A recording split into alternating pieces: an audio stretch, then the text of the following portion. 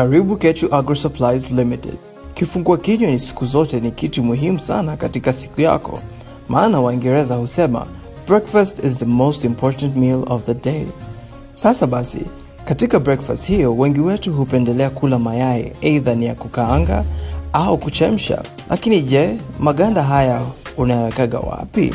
Jalalani sio? Hivyo basi, katika video hii utajifunza umuhimu wa maganda ya mayai kama mbolea katika bustani yako na faida zake.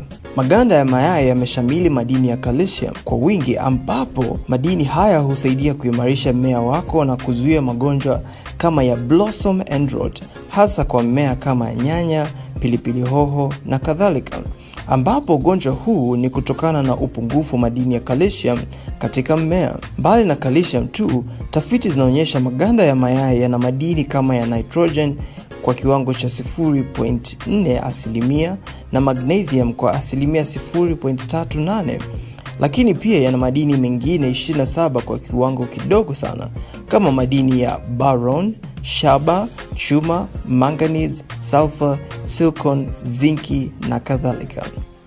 Mbali na madini tu, maganda haya ya mayai yana uwezo wa kuzuia wadudu waharibifu kama konokono, hasa unaposambaza maganda haya katika mmea wako kutokana na ncha kali za maganda.